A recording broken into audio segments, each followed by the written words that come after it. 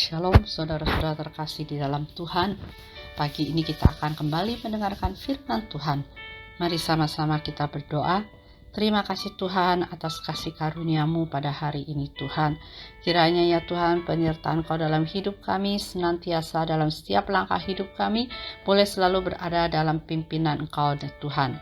Biarkanlah hidup kami boleh selalu berkenan di hadapan Engkau. Jauhkan dari hal-hal ya Tuhan yang tidak berkenan di hadapan Engkau Tuhan. Terima kasih Tuhan, pimpin ya Tuhan hati dan pikiran kami supaya boleh mendengarkan firman Engkau Tuhan. Terima kasih Tuhan.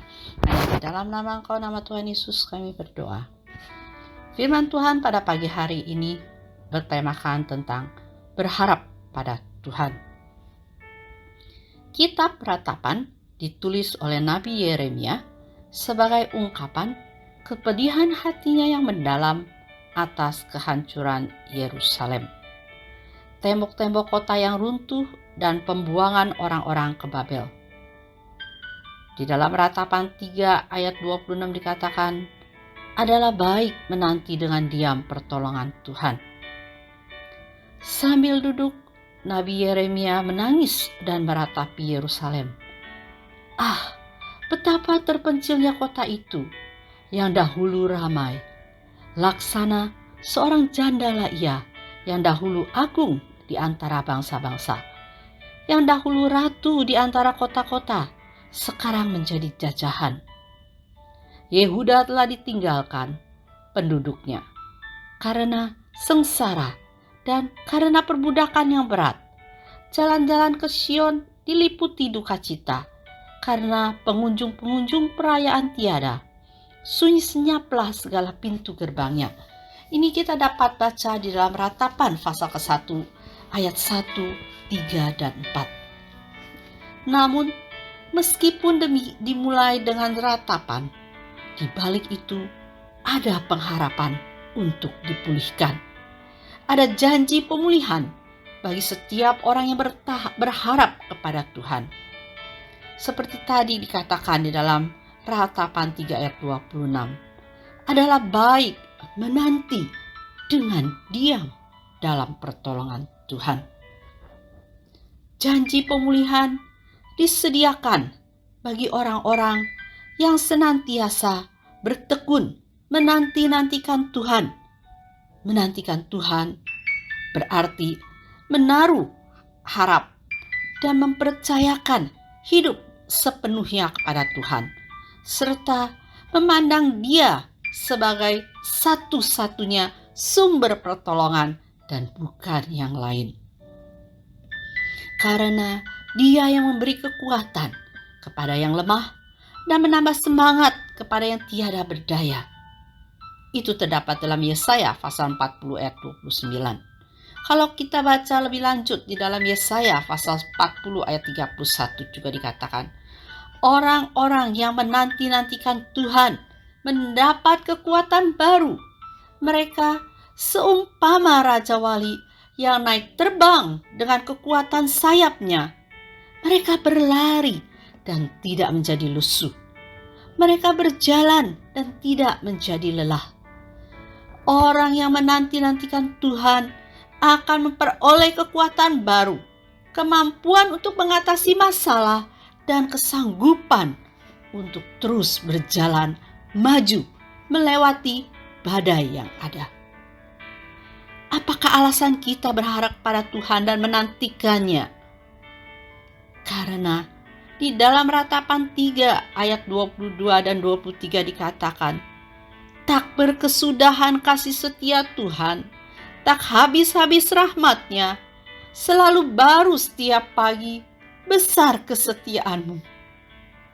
Tuhan yang telah berjanji bahwa Ia sekali-kali tidak akan membiarkan dan meninggalkan kita. Ini terdapat di dalam Ibrani pasal 13 ayat 5b. Sebab itu, dengan yakin pula kita dapat berkata, Tuhan adalah penolongku, aku tidak akan takut. Apakah yang dapat dilakukan manusia terhadap aku? Ini terdapat di dalam Ibrani pasal 13 ayat 6. Dan terlanjut lagi dalam Ratapan 3 ayat 24 dikatakan, karena Tuhan adalah bagianku. Setiap orang percaya yang telah dimeteraikan dengan Roh Kudus sebagai tanda milik Kristus, yang berarti Tuhan adalah jaminan kita. Mari kita berharap hanya kepada Tuhan, bukan apapun yang lain yang ada di dunia ini. Saudara-saudari yang terkasih, jika kita mengalami permasalahan, mengalami kekecewaan, mengalami duka cita, seperti yang dilakukan oleh Nabi Yeremia, berharaplah hanya kepada Tuhan. Menanti dengan diam pertolongan Tuhan, karena Tuhan tidak akan pernah tinggal diam. Tuhan adalah satu-satunya di mana kita mempercayakan hidup kita sepenuhnya kepada Tuhan. Pandanglah Tuhan sebagai satu-satunya sumber pertolongan, karena Dia yang memberikan kekuatan kepada yang lemah, menambah semangat yang baru kepada kita yang tiada berdaya. Saudara kasih, apapun keadaan kita, apapun masalah kita, mari nantikan Tuhan, karena kita dapat mendapatkan kekuatan di bawah sayap-Nya. Ketika kita berjalan, kita tidak akan menjadi lelah. Kita akan diberikan kemampuan untuk mengatasi masalah dan kesanggupan untuk terus berjalan melewati badai yang ada di hadapan kita. Apapun hidup kita, berharaplah kepada Tuhan, karena kasih setia Tuhan tidak pernah habis-habisnya.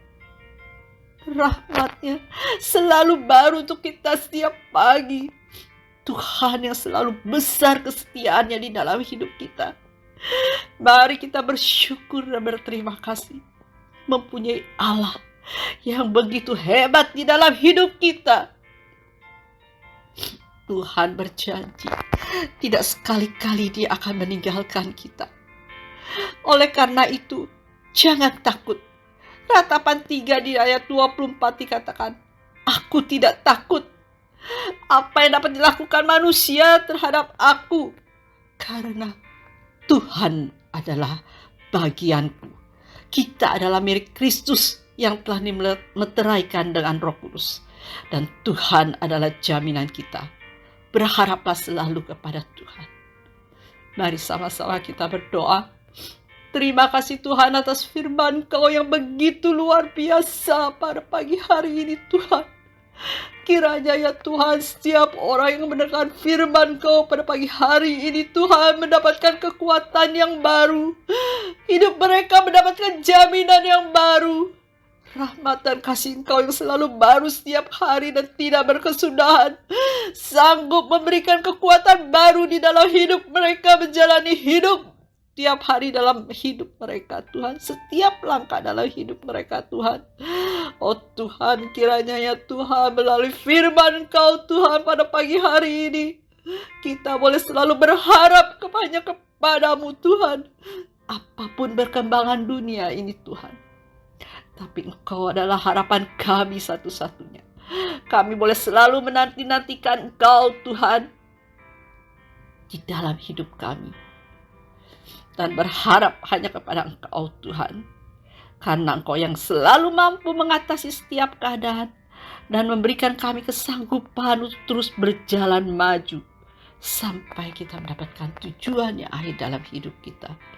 Terima kasih Tuhan atas firman Kau Tuhan yang begitu menjamah kami Tuhan pada pagi hari ini. Kami serahkan semua hal ini dalam nama Tuhan Yesus kami berdoa.